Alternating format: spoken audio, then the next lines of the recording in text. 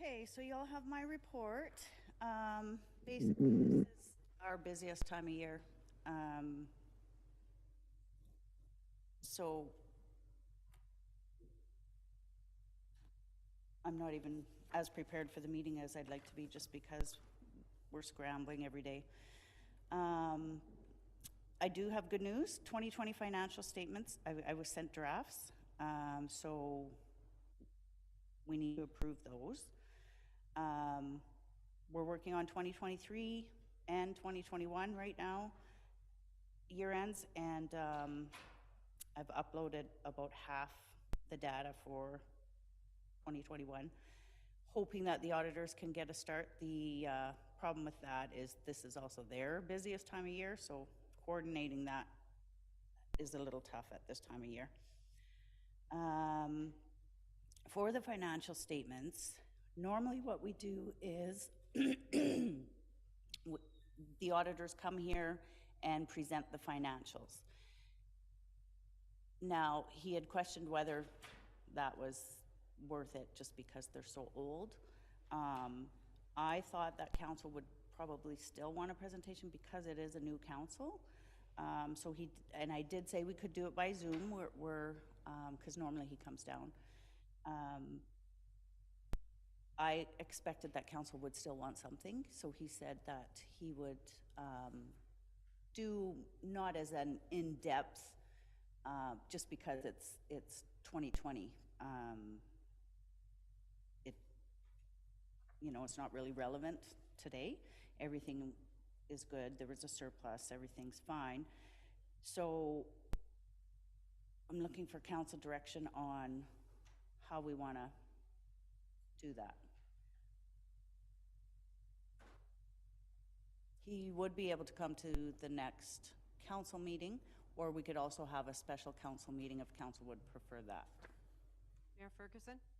Yeah, I'd like to have some kind of a report, just for transparency, to discuss what the findings were, or the audit held, and give us an overview of that. I know it was a previous council, but I think it's good to make that information public and share it with this council as well.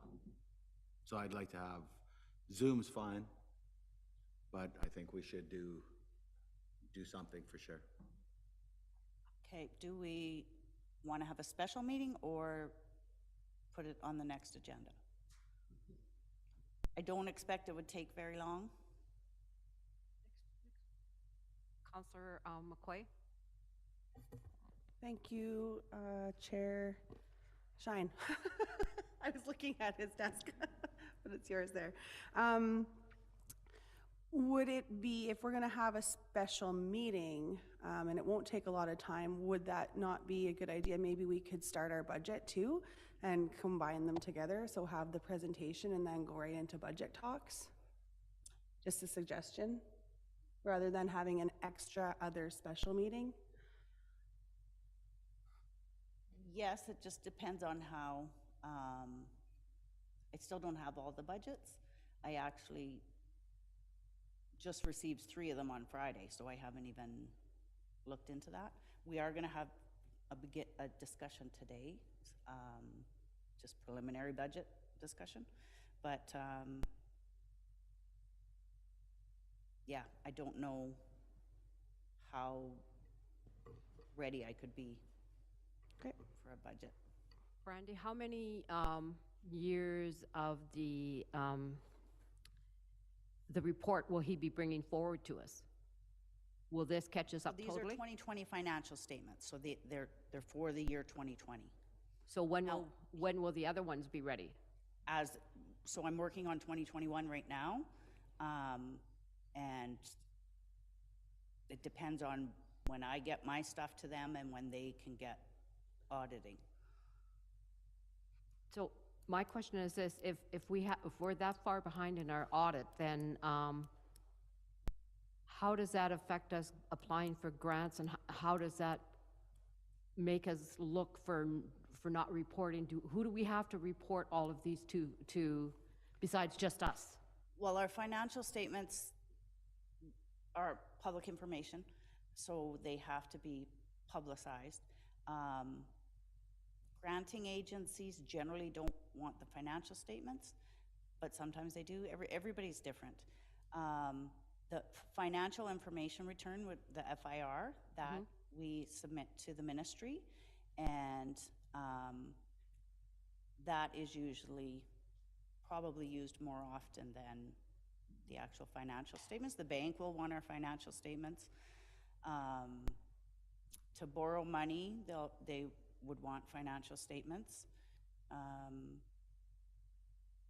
It can affect our funding, not the financial statements, but the FIR not being, can affect, they can hold your funding. They won't take it away, but they will not release it until you're current, or whatever is acceptable to them, I guess. Okay, and are we current on the FIR No, so you can't do the FIR without doing your audits? audits. So correct me if I'm wrong, is that not a yearly responsibility to have that in? Yes. So are we going to be penalized by them for not having it done? No, the only thing is they could hold money. So grants may not give you the money until you're caught up. Thank you. Any other questions? Mayor Ferguson? I have a question for Jason. So do we have a plan going forward to catch up? Yeah, so Brandy does have her timeline, and we are investigating other options to provide additional support with the intent of trying to get these FIRs caught up as soon as possible. Do we have if your question is, do we have another firm coming in to help us as of right now? No, we do not. Any other questions? Councillor Knowles. Thank you, Chairperson. So if we're having a meeting with the firm by Zoom, how long do you anticipate that would take if we could fit it into a general meeting? And there's nothing in camera, I would assume. I would think his presentation would only probably be 15, 20 minutes. It just depends on council, because this council has never been through it. They may have more questions and stuff, but because the data's from 2020, it's not necessarily relevant now. Thank you. Yeah, I'd like to see it as soon as possible then, so we can move this off our plate, focus on more forward years. Thanks. Any other questions? So do we want to do a special meeting, or do we want to put it to the council meeting? Show of hands for who wants it for the next council meeting. There you go, Brandy. Okay.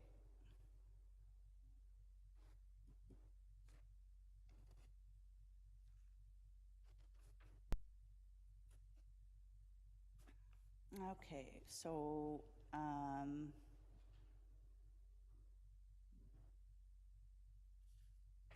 we can move on to the operational. No, I'm lying. The project's year-end update. It basically hasn't changed much since the last time. There was only about 4 accounts, I think, that changed. I'm still waiting for invoices for patching. I've received one today, so, but I'm still waiting for more. And then the culvert, of course. Other than that, I think for the most part, these should be the final year-end numbers for the rest of the capital projects. Any questions?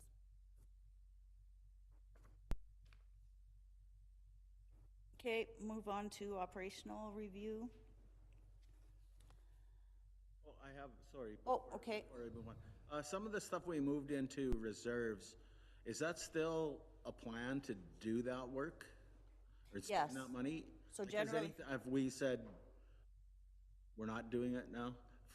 For instance, the Mud Lake Dam, like that's still a go-ahead. Yes, it's that was just one that wasn't gonna be done by December, so so the contract was awarded and everything, and it's progress. But we're still spending the money on all the projects or items that we moved to reserves. None of that's off the table anymore. Not that I'm aware of, but like I said, I just got a bunch of the budgets Friday, so I haven't had a chance, but everything that's in here should be in the current budget. Any of that was transferred to reserves. Okay, thank you. Any other questions? Move on, Brandy. Okay, operational review. So for revenues, I did anything over 5,000, either over budget or under budget. And expenses, same thing, 5,000. I didn't do any of the under budget items though.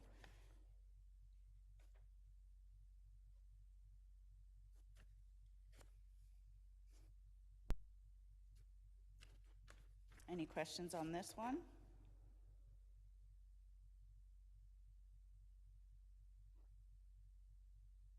I was reading, sorry. Go ahead, Councillor Knowles. Thank you.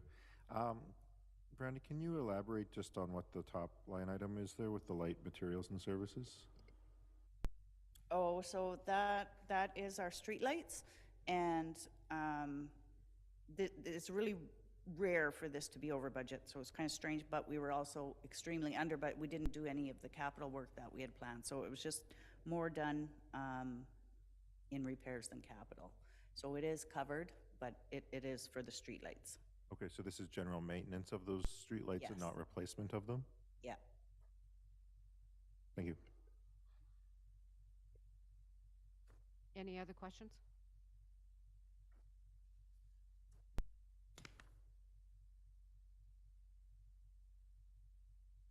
Okay, we'll move on to January's revenue expenses.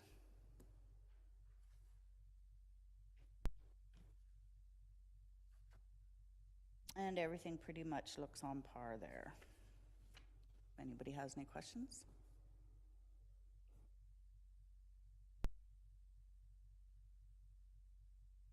Mayor Ferguson? Yes, thank you, Chair.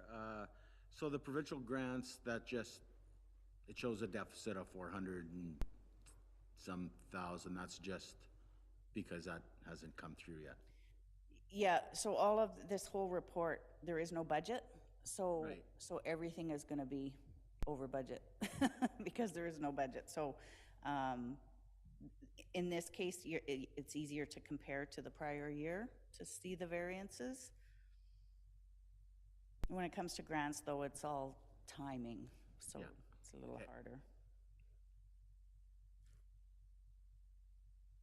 Councillor Johnson? Madam Chair, question for Tyler, if I may. Yes, if, We're having a really good winter, so we're saving significant money. Yeah, At the end of the year, if we don't use that money, does that stay in your department? we would be able to transfer it to reserves, I believe, yeah. I'm sorry? I think we'd have the option to transfer it to reserves if we do, but usually that's just kind of a labor line and it just gets used up somewhere else.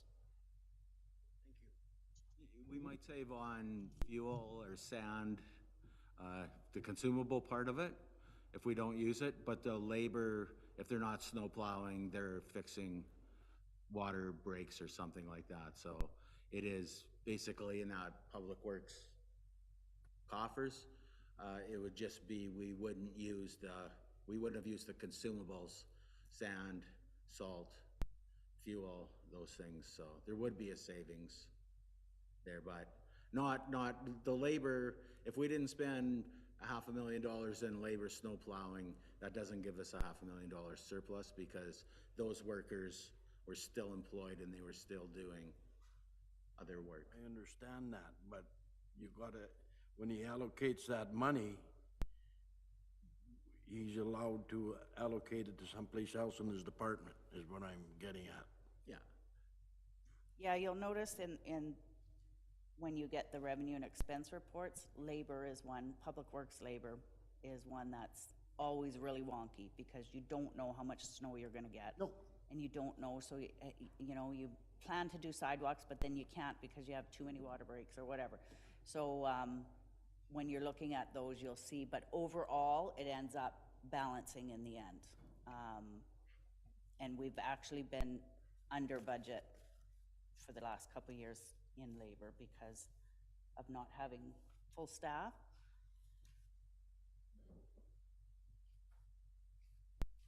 Any other questions?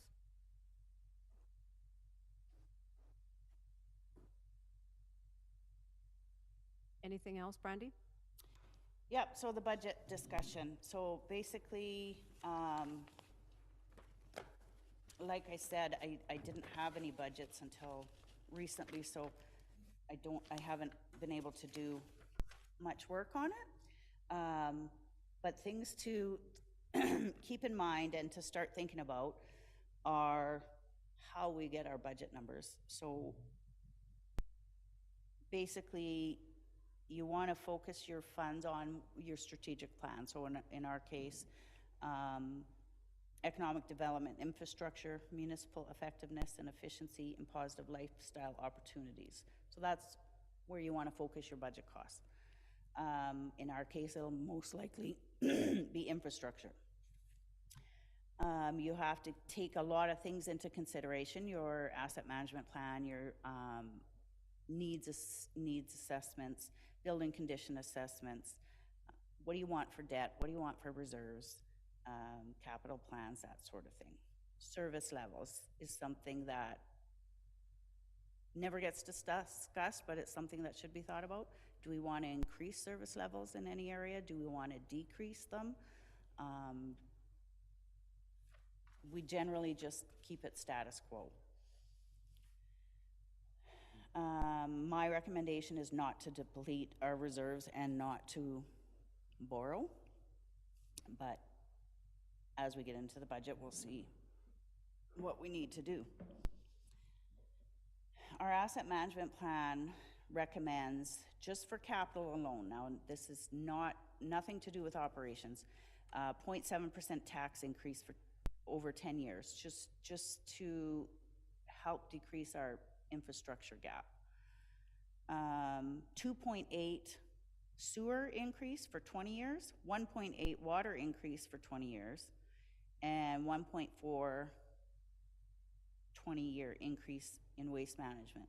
And again, that's just for capital. So obviously we can't do all those things, but it's good to keep in mind that the capital requirements we need, and we need to put as much of our budget into that as we can. Any debt reduction that happens every year, it's recommended that we put any of those savings into capital. We're supposed to put an inflationary increase on our capital budgets every year and commit all our OCIF and gas tax to capital, which we do.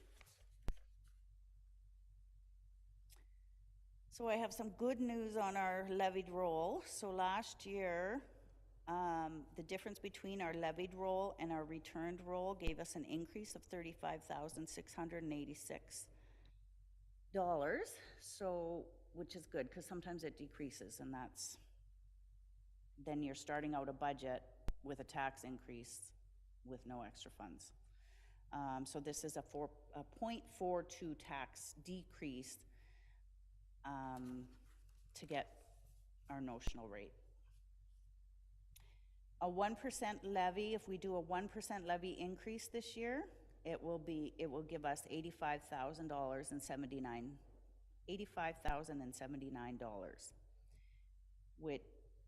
and that's a notional increase of 1.24%.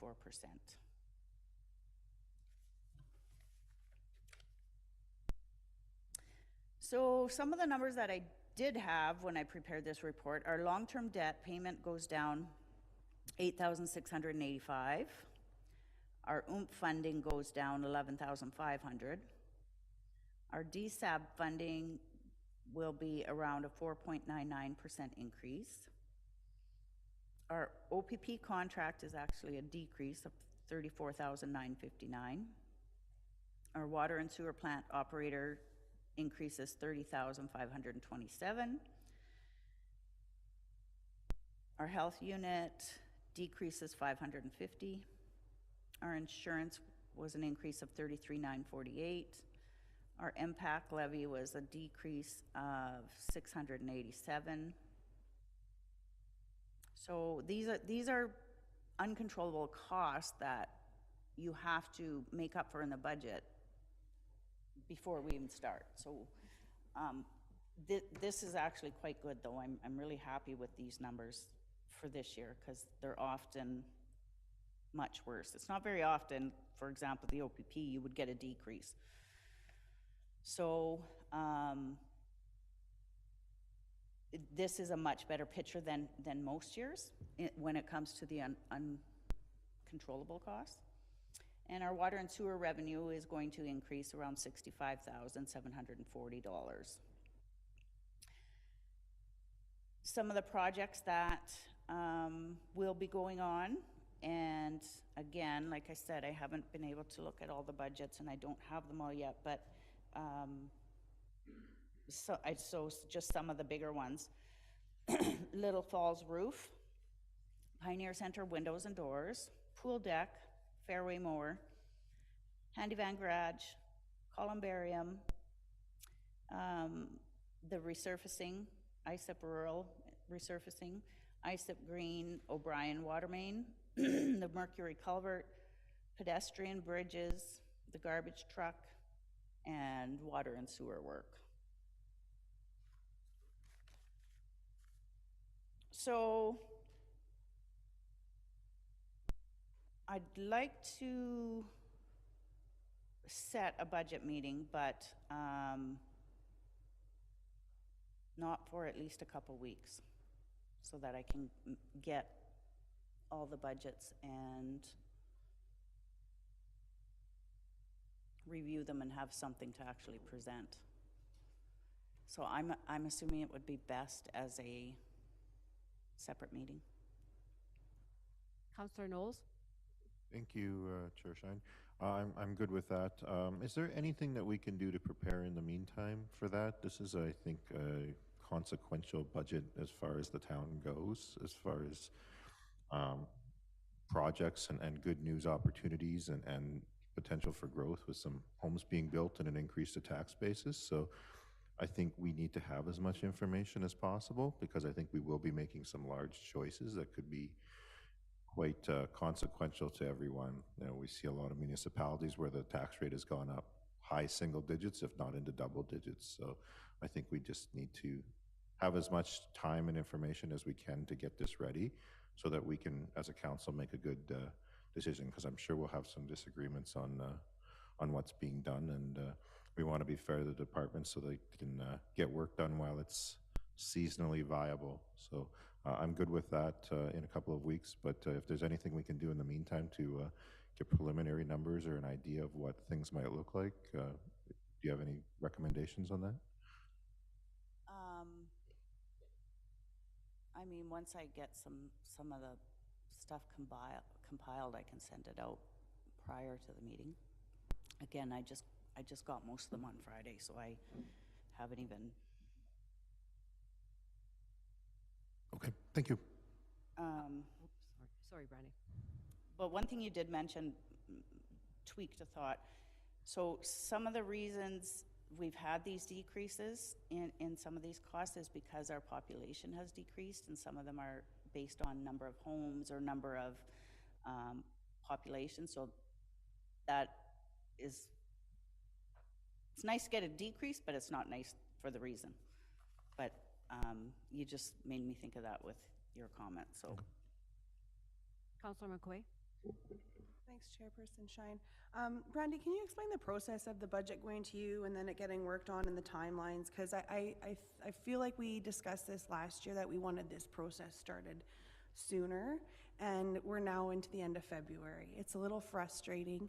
And given that you're referring to a strategic plan that we don't have, other than the two-page document that we all have agreed that needs to be redone, and then with the asset management plan, I think we have some legwork to do ahead of time before we can actually truly be informed to make good budget decisions this year. Well, what kind of legwork would you like? What do you mean? Well, the first question is the process of why we're now at the end of February, and the second is, I guess, then when's the strategic plan happening? Like, I feel very unprepared when we don't have a forward plan ahead, cutting and not cutting, or doing and not doing when we're discussing budget. Well, as far as the budgets go, they were actually due in December, so just nobody had them ready. I'm assuming because this was on the agenda, that's why I got a whole bunch of them on Friday. So, and normally, and having them due in December was moving it faster than we normally do. So, in prior years, they were, I don't know when I got them last year, but it is earlier than normal. I can speak to the second part of that question. Mic is on. So, and the other thing you have to understand as well, though, is the departments do their work, but there's a lot of work that Brandy and the finance department have to do with those budgets as well, right? And it becomes a time challenge where, you know, she was working on getting those 2020 final documents to the auditors, continually trying to work on all the other years that are outstanding to have them ready. So there's that going on. There's the budgets going on. We want to keep moving forward, but also, you know, trying to get caught up as well. So it's to strike a balance between those two items. Your point regarding the strategic plan, again, it becomes a budget discussion, right, where those numbers did come in high. And as part of that budget process, you know, we're trying to work on getting some funding to be able to properly do the strategic plan process. It will take some time. We will not have a strat plan before this year's budget. I just don't think it's realistic to think that we will. But you'll very quickly see when those budgets are presented that regardless of a strat plan, right now the bulk of our budget is infrastructure. It has been for the last 5 years. It will continue to be for the next several years. And of course, we want to do a lot of other great things and other work, but without the proper infrastructure, we can't do a lot of that. So I certainly don't think having an updated strat plan will hinder the budget process this year, but acknowledging that council does want a new strategic plan, and we will work on getting that as well. Councillor Knowles? Thank you, Chairperson. If we don't have the strategic plan completed, what's the likelihood that the strategic plan conversations and all the lead up to that will be done to at least so that we as a council are on the same page for general agreement of vision and kind of where the strategy is headed. We don't have to have the final document, but I think it's important that we at least have those initial conversations so that we have an idea of the direction that I think collectively we'd like to see. Sure. So as we discussed, I think the last time I brought this up, to properly do a strategic plan, we would be in excess of $25,000. We would have to go out, secure the firm or person who's going to do that, and there's a lot of legwork that has to get done before. So like I said, realistically, I don't think that process will be started. Certainly if in a couple of weeks, Brandy's going to be starting to bring some preliminary numbers forward to you guys. But like I had said, I think, again, this budget, the bulk of this budget is going to be about infrastructure repair. Thank you. Mayor Ferguson? Thank you, Chair. Yeah, when we do the budget, and you'll remember from last year, is between the policing and the DSAB and the health unit and all the things that we have to do, there's a very small piece of the pie that we can actually sit down and discuss where the money's gonna go, prioritize. you know, we have fixed costs that, you know, what we have to do. And we may be buying some things, or we may be, you know, doing small projects, but as Jason said, the majority, the vast majority of our money is already committed or going to be committed to infrastructure and just the day-to-day operation of the town. So strategic plan, we started one in October, November with the economic development, and we viewed the first draft a couple weeks ago. So to think that we're gonna hire someone and we're gonna have it in the next month or two is not realistic, as Jason said. I think honestly, if we're moving ahead on a strategic plan, I think it would be something we would look forward to. Realistically, as time moves quickly, I would say like summer, fall before it be completed. So I think to think that we're gonna wait on our strategic plan, for one thing, it's not gonna be ready for this budget. And for the second thing, it's really would have very little impact on our budget this year.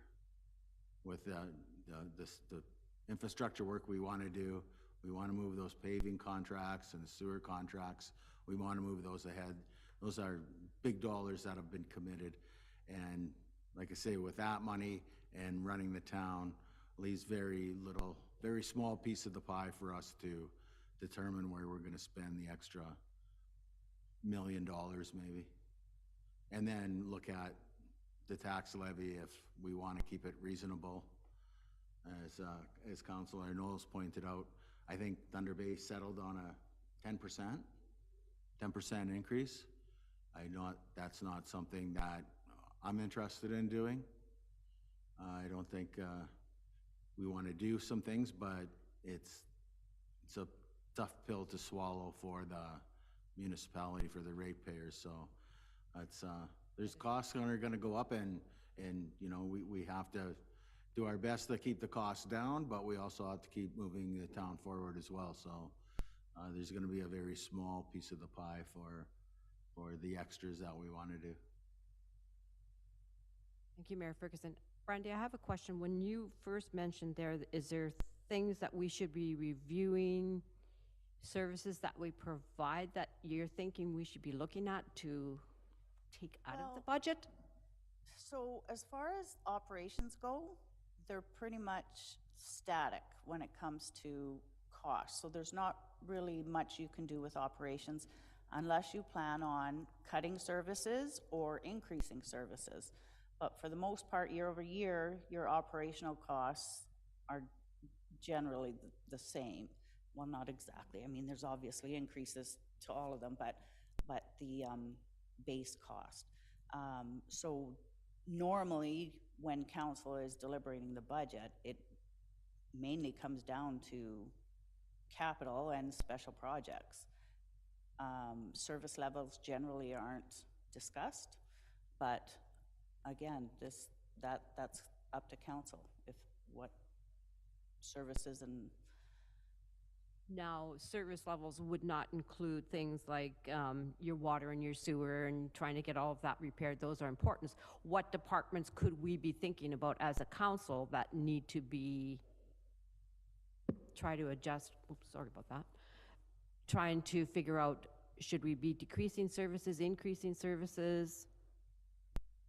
Well, every department that should be a question, you know? I mean, that should be an annual, what's working, what's not working, what do we need, what do we not need, sort of thing. That's something that should be. Could we ask for the departments to bring that forward, some information in regards to that, so we would know what they feel needs to be fixed or not fixed, or Well, essential? If the department wanted new services, or they would put it in their budget. So if Public Works decided that now they want to start shoveling driveways, they would incorporate that into their budget. If they want to stop a service that's impactful, if it was a big service and impactful, he would generally come to council to request to stop a service. So the services we provide have been status quo.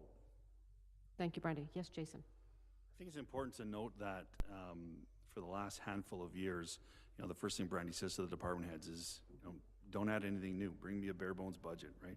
We've had, and I'll explain this later in the agenda, a lot of overruns in regards to a lot of the sewer work that we've been doing over the last 5 years. There has not been a lot of extra money. So I think the departments run their departments pretty lean. And if they're bringing forward any sort of new ideas, they're usually accompanied with either funding or increased revenue of some sort. So this budget is no different than those years where we were doing all those sewer repairs where we know we've got a lot of infrastructure work to do. The request to department heads is to, again, bring forward, you know, a budget with that in mind. Thank you, Jason. Any other questions? Councillor McQuay? Thanks. I just want to say, I don't feel comfortable cutting services without having that discussion with our strategic plan and getting ahead. So I think staying static and status quo is probably the best route, because I would hate for a year down the road to be like, oh, big mistake, right? Especially when we don't know what our community truly wants and where we're going as this council. Thank you. Any other questions? And ideally, if there is a service that we don't feel is warranted, ideally the department head would bring that to council, or if they wanted to create a new service, if it impacts the budget whatsoever, it should be brought to council. Thank you, Brandy. Anything else? So do we want to schedule a meeting for at least a couple weeks away? I'll need time to put everything together. For sure. But the second meeting in March, is that realistic for you? I'm not here that day. If that's the 9th. No, the second meeting of March, Oh, whatever that would be, The fourth Monday of the month, right? or fourth Monday, yeah, sorry. Second meeting, fourth Monday. 25th, thanks, Tom. yep. I guess, yeah. You doing a special meeting? I was just gonna, yeah, special meeting, was it not? For budget? I think it probably should be, just because I think everybody will talk a lot. I mean, it could be after council, but generally. Councillor it would McQuay? take a What while. about the Tuesday following? Or is that too much? The Tuesday following what? Like that 20, whatever you said, the 26th, 26th? so that the Tuesday following that, does that work? Councillor Pretty much Knowles? anything works for me, as long as I have time.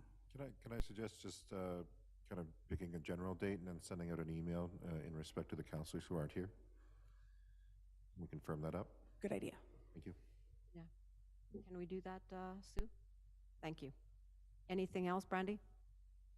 No, not unless, one thing I will mention, we have a little treasurer's forum, and people put questions back and forth. And everybody is looking at large tax increases this year. Well, I shouldn't say everybody, but the most people that were discussing in the forum. I think they did a list at one point, and the average was a 6% increase. Now, that wasn't all municipality, it was kind of whoever answered and that sort of thing, but if you look at most municipalities, they're having large increases. Thank you, Brandy. Anything else? Okay, moving on to Public Works, Waste Management Bylaw updates. Turn that, oh, no, did I miss something? Oh, Asset Management update, sorry. Jump too far ahead. Okay, so I apologize for not, for some reason I thought this council was involved with the last asset management plan update. So I thought you guys would have been more aware of it, but so now I feel like I'm sending it to the wolves because the asset management plan is a lot. It's a lot of information, but we have to update it. OREG has been pretty, every few years, they want updated information. So for 2024 and 2025, there are requirements we need to meet.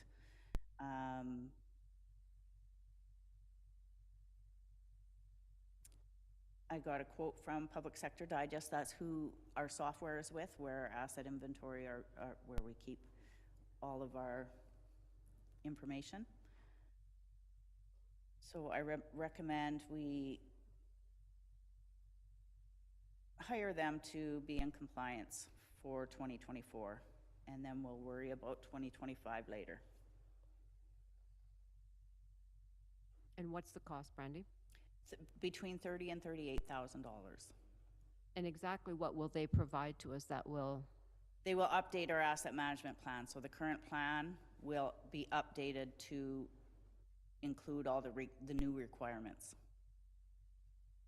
And do we get to have any input into that, or not till after?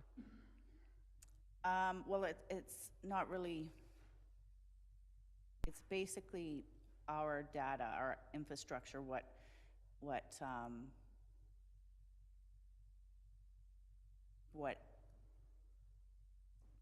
replacement costs are, what the current costs are, what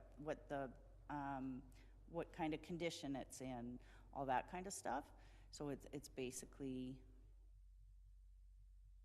data driven. So I don't know what you mean by input, like to change the asset management plan. I understand when you're looking for the approval to hire this to do it, and then after it's done, then that's where we can take a look at it and review it, and then. Yes, yeah, so it would be presented to council and That's what I'm looking for. accepted by council. Councillor Knowles. Thank you, Chairperson. Randy, I'm all for getting this done. Is this a forward-facing document? Like, this is, like, I'm just looking at it, and as far as, like, now the word is leaving my brain. Site selection managers and that, this is a very useful tool. So I'm just wondering if this is a public access tool, or is this something that we just use internally? No, it's publicly available on our website. Sometimes grants will actually ask for it as well, because if you're applying for a grant and you want $1 million for sewer work, they want to see, do you really need sewer work? Are you, so yeah, it's has to be publicly available. Okay. It's on our website. And I guess my follow-up to that is does the company provide this as a web template? I know some companies will have it as a forward-facing, where the information is accessible to people in a little more easier to digest form than a 124-page document. I don't know. I could. If you wouldn't mind asking, I'd appreciate that. Just with the realm that I'm in, it's a useful tool. Thank you. Any other questions? Councillor McQuay. Thanks. Just to confirm, so when Chairperson Shine was saying they're going to present it, are they going to present the whole plan or just the changes that are made? Well, actually, that's kind of a screw up on my part. So when we got the last updates done, it was right in between, it was right before the new year, this council was coming on. So we thought, well, let's not even bother presenting it to the old council, because It's going to be. we have a new one coming in, and then it just completely fell off my radar. Fair enough. And until I did this report, and then I'm like, oh, Yeah. they haven't even seen, or well, Okay. I mean, it's on our website and everything, but it's never been presented to you and kind of explained, so. Okay, so that's going to be something that we're going to do, because this Yeah, this so is now good my for us to question do the is, for do we want to budget. do it now, or do we want to wait till the update? I mean, it doesn't really matter either way, but originally I had intended to do this like shortly after you were in council for a bit, just to kind of explain explain it to you and Counselor Knowles? Thank you, Chairperson. CAO, do you have a recommendation on which would be better to do after we do the infrastructure updates this coming year to get this updated? Like, that would still fall within our timelines to get it completed, right?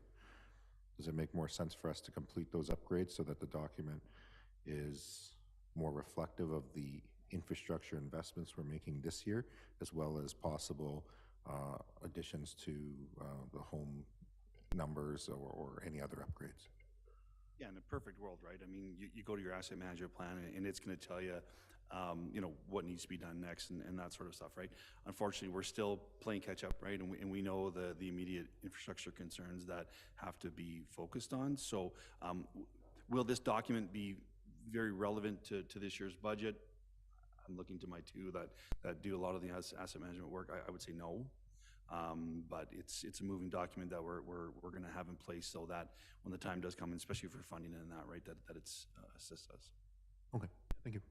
it's still relevant in the sense it gives you an overview of what kind of conditions our assets are in, what kind of costs.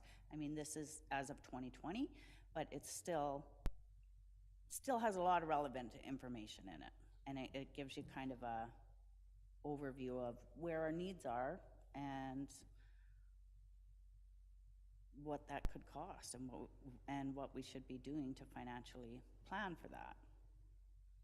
Should we be making this perhaps part of the discussion when we come for our special meeting for budget? Looking at that, having that reflect on how we should be addressing some of the concerns we have for the budget? Well, it should be something that council reviews.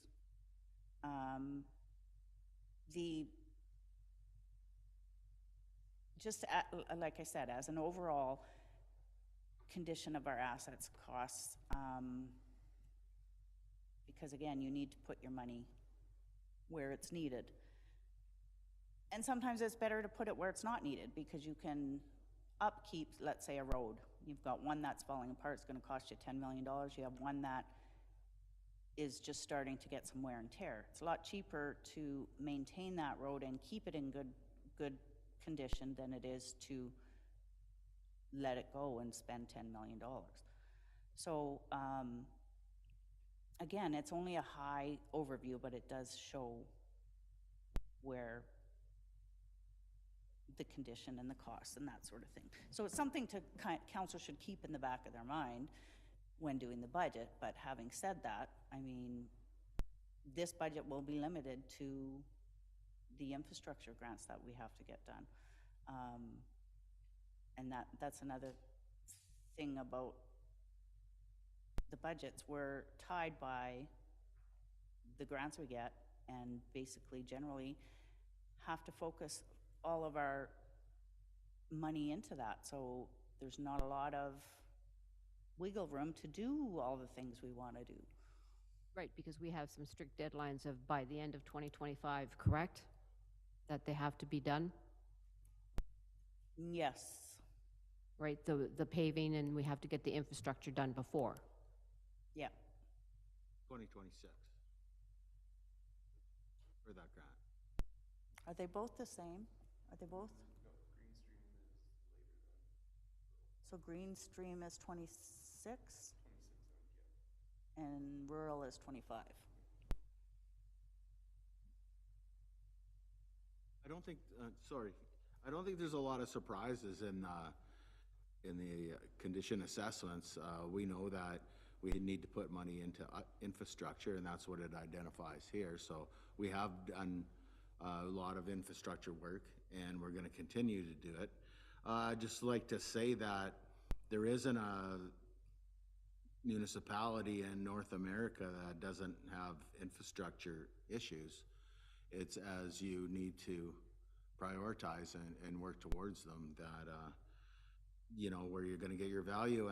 And when we do have an updated plan, when we do look for grants or look for provincial or federal assistance, this just demonstrates the need for it too. So that's part of having this upgraded. If you don't have any issues, then you'll never get any grants. because they're not gonna hand over money that everybody's town is pristine and you've got millions of dollars in the bank and then you go looking for funds. So having this updated is going to help us prove to the province or prove to the federal government that we do need assistance because it's identified by a third party as work that needs to be done. So it's a good document. It's a little bit of an eye opener and kind of hurt my feelings a little bit when I read it, but we know that there's work to be done and that's not a surprise to anybody, and this kind of identifies what we need to do, and it's going to demonstrate to the people holding the purse strings that we do need this assistance. So And I think it's a good thing too for the public to become aware of, because if they're not aware of what our asset management plan is, how do they know that we're not spending their money the best way we can, trying to get everything fixed and to go after the government for more money? And hopefully there's some more grants come out when it's election time. We can only hope. Anything else on that, Brandy? Nope, not unless there's any questions. Maybe we'll wait to do the overview until after the update. Just, yeah, and then, I would agree with that. and,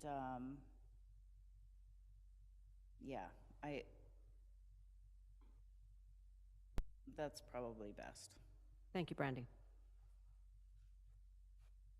Any further updates? Oh, sorry, Councillor McQuay. Thanks. Just so that everyone knows, while we're on finance and this asset management plan, there is actually a part in the finance course that I completed, and I'll send all the information. I downloaded all of the slides. It doesn't give you like all of the stuff that comes in the course, but at least enough that you'll get an idea of sort of how it all ties in, and I'll send it out to everybody's email after. Thank you. Maybe in 3 parts, depends on how big the attachments are. Thank you. Do you have anything else, Brandy? Okay. We can move on now to Public Works, Waste Management bylaw updates. Turn that over to Tyler. Yep, so no real update. This was council's request to have it on one more agenda before it gets passed, basing off what I presented in my last meeting. We got no questions, comments, or concerns since, so I'm taking that to be it's ready to go. No questions on this, everyone? Everybody did their due diligence? Okay. Moving on to Ministry of the Environment, Conservation and Parks, Director's Order legal update. Oh, Jason. Okay, so on February 23rd, I attended virtually the Ontario Court of Justice provincial offences held in Fort Frances, overseen by Justice of the Peace, Ms. Clydesdale Cornell. Also present were the town's legal counsel, Mr. John Beelman from Weir Folds LLP, and Mr. Nicholas Adamson, the Crown's counsel. The purpose of the hearing was to address a provincial offence charge dated March 8th, 2021, for the offence of failing to comply with Part 4, Item 2.2A of a Director's Order dated February 27th, 2018, made under the Ontario Water Resources Act by failing to upgrade sewage pumping station number 5 and number 7 as per the order. It's important to understand that that work has been since completed, just not by the agreed upon date. There were requests for extensions, but they were denied from the province. As council is aware, this project was part of the sewer lawsuit agreement, which was the basis for the director's order issued on February 27, 2018. Forming part of the agreement of the guilty plea was for the Crown to withdraw offense number 3, which was for failing to submit a required report by the specified date. The town had supplied the information in an alternative format before the due date and maintained this charge was not warranted. And as such, offense number 3 was withdrawn by the Crown. Offense number 2, however, remains unresolved and negotiations with the ministry are ongoing. This relates to the offense of failing to comply with Part 4, Item 2.1 of a director's order dated February 27, 2018, by failing to install sewage backflow preventers as per the order. The preventers have been installed on various properties throughout town, but further discussions with the province is needed before this part of the order is deemed complete, and that's the last outstanding item on the order that is outstanding. The agreed upon fine for count number 1 submitted to the court was $50,000 plus a 25% surcharge. This was accepted by the Justice of the Peace, and the town was given 1 calendar year to pay.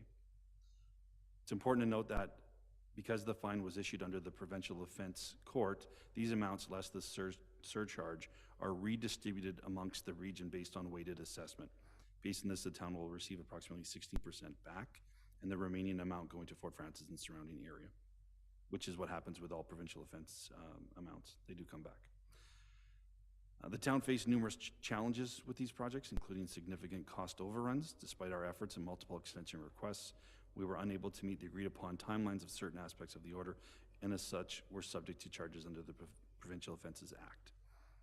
Since the issuance of the director's order, the town has completed almost $15 million worth of upgrades to our sewage collection system, funded by various grants, settlement agreement amounts, and from local tax revenue. The projects connected to this order have tied up most of our budget for the last 5 years, but these major investments now mean the town has a sewer system designed to handle a 50-year storm without backing up or bypassing. We're pleased the majority of these projects are complete and it can now focus on other infrastructure projects. Questions or comments? Councillor McCoy? Thanks. Just, you said 50 or 15? 50. 50. Okay, thanks. Plus a 25% victim surcharge. Yeah. Any other questions? Thank you, Jason. Food cycler pilot no, sorry, wrong, I'm jumping ahead. No, that's it, right? We're moving on to other business. Transition and succession planning for the Museum of Atikokan, the report to council. Do you want to discuss that, Jason, or?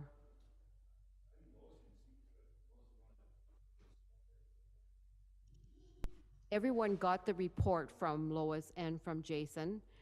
This has to do, it was brought forward, and the board for the museum is in favor of this, and we wanted to bring it to you so that we could get moving on it as quickly as possible.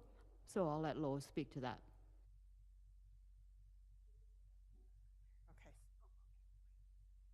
Oh, you got it. Yeah, okay. Mayor Ferguson, councillors, and community members. In the report that I prepared for council members, I described a basic history and structure of the museum. The critical point to remember is that this is a transfer of institutional knowledge. Therefore, I've described a transition period and a probation period after the hire of a suitable candidate. This model is only a model, and adjustment will be needed. My purpose is to initiate the candidate search and establish a plan for transition and succession to the next caretaker of the collection.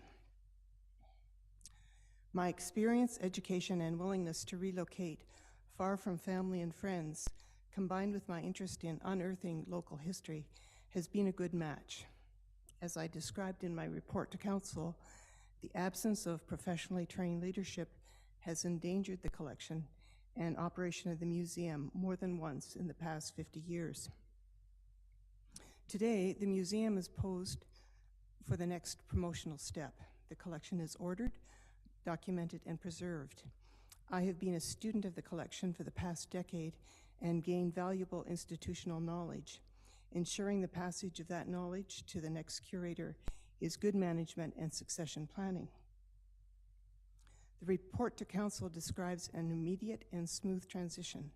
The ideal starting time is May or April. Attracting a viable candidate will be a challenge. The field is competitive, and the location of our community will narrow the field of interested candidates considerably. The next curator should have input into the strategic planning session scheduled for this year, as it will affect their direction and priorities for years to come. The plan I've proposed is designed to ensure the continued success of the Museum of Atikokan as a valuable town asset. I trust the council will support the immediate release of a job posting for the position of curator for the Museum of Atikokan. Thank you, Lois. Jason, what do we have to do to move this forward? Do we have to have a resolution? So it's just generally whenever there's a major turnover, right? It's an opportunity for council to to review that. And that's what I had said to the museum board when I went to their last meeting was, you know, council would be looking for a recommendation from that board, from the current curator, and give council an opportunity to ask any questions or to have that discussion. If none had, it's just a general direction from council or no opposition to what Lois is recommending here is where we're at. Thank you, Jason. Are there any questions in regards to this? Councillor Knowles? It's not a question as much as it is a, sorry, a comment. I'm fully in favor of moving this forward as quickly as possible. And just as an aside, thank you, Lois, for everything you've done. The museum is at its best, I think, ever as a regional tourism developer. It gets plaudits from a number of organizations outside of the community, so it's not just me saying it with a local bias. And I appreciate the work that you've done and the what you've built there, and hope that your successor is able to fill those shoes. Thank you. Thanks. Any other questions? Mayor Ferguson? I just have a comment is congratulations on your, you know, upcoming potential retirement. And thank you for the heads up and giving us time to resolve this, because not every person gives their employer that much heads up. And also reading in here that I was glad to see that you're going to stay residing in our community. So thank you very much for that. So yeah, we're 2 months in now, and it takes a long time to hire somebody. And even if it does go fairly well, that person has to relocate and all those kind of things. So yes, I think we have to move forward on this.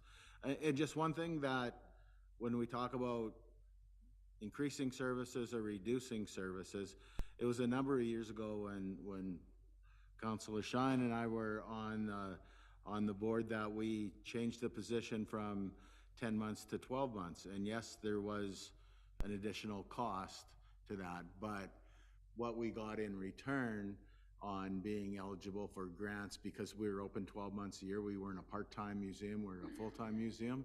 So by going to be a full-time museum, we're eligible for a lot of grants, a lot of funding that far outweighed and far exceeded the additional money that it costs to keep the museum open those 10 months. So it's something that, you know, we need to be cognizant about when we do talk about cutting services or increasing services. Is there a value to it? And in this one, there was a very good value to it. So just wanted to throw that in there. But yes, I think we should start Thank you, Mayor. the search. I do want to say, having been on that board since I went on to council, it's by far one of the most energetic boards that we have going, and we've had the turnover, and the new members that we do have on the board are quite enthusiastic, so which is good to see that they're supporting this as well. Councillor McQuay. Thank you. I'm all for going ahead with this, and if we can find someone with half your passion, we'll be fortunate. So thanks, Lois. Before Councillor McQuay asks, I did follow up in inquiring with NOHFC for a grant to help cover this. And they are in agreement. And they said our record with NOHFC grants is very good. So it's possible that I will have 2 grant positions, one of them for the curator position and one for the intern position in the coming year. However, I'm having difficulty filling the intern position, and the qualification for the NOHFC to cover the curator position is the applicant has to be a new graduate. It's their first full-time position after their education, a Canadian, and there are a few other qualifications in there that just make it a bit sticky. I think the ideal candidate would be someone who's had experience in a couple of institutions. But we'll see how that turns out. I just want you to know that I've been responsible in trying to find a financial way of covering that transition period. Thank you for that, Lois. Any other questions? So we're good to move ahead, Jason? Thank you for that. Food Cycler Pilot Program, report to counselor. I believe that is Sue. Or- Yes, thank you. Just before council, they have a report. Councillor Knowles had asked for more information, so I had met with Jacob from Food Cycler Science, and this is what he's provided, so just looking for some input, direction. Counselor Johnson.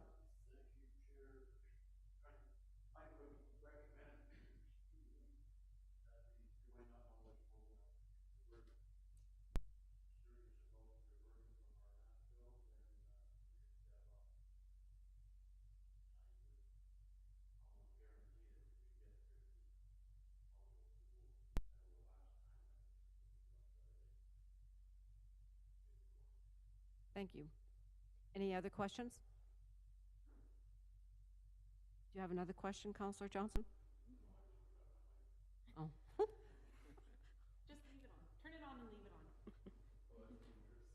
on. Any other, Counselor Knowles? Thank you, Chairperson. As far as the budget goes, I have no issues with moving forward on this. In order to just have a fiscal responsibility about it, if it's possible to have a certain number of spaces that we have per year, and then we know exactly how many people are going to be involved in this project annually, based on the costs here. If we're putting $100 in and we have X number of spots per year on whether it's a application or a first come first served basis, then we'll have a little better idea of what the uptake's going to be like, just so we don't say, as Councillor Johnson said, get inundated with people who are interested in this, because we never know how excited people might get about something, if that makes sense. In my head, it was very smart. So. Mayor Ferguson? Yeah, so it's $100 a unit the town subsidizes, so, but I don't really think it's in the best use of our time to have a store and people come and, we buy 100 units and sell them. I think we would need a program to say, if people are interested in this, put your $100 down, we get 50 units, we buy 50 units, it costs us $5,000. I don't think we want to have a stack of them out front and people coming in and buying them. I think if we advertise this, people step up, put their down payment on. When their down payment is made, then when they come, we order that many once a year maybe, and when they come in, then we complete the transaction. I think that would be the easiest and most efficient way for staff to handle this. Thank you for that, Mayor Ferguson. Councillor McQuay? Thanks. Unless I'm seeing something different, Mayor Ferguson, on the launching of the program in the report, it basically says you're just interested residents register. Once registered, they purchase at the subsidized rate, and then the town holds a pickup. So is there more to that, or am I missing something? I think, and Sue, correct me if I'm wrong, I think there's a minimum that we have to order, so we do play that intermediate in there. So Okay. I don't think it's a one-by-one sort of thing. And if you notice on the one report, there's estimated shipping of $3,500. So I think in a perfect world, I think Food Cycler would like to see like a one-time order sort of thing.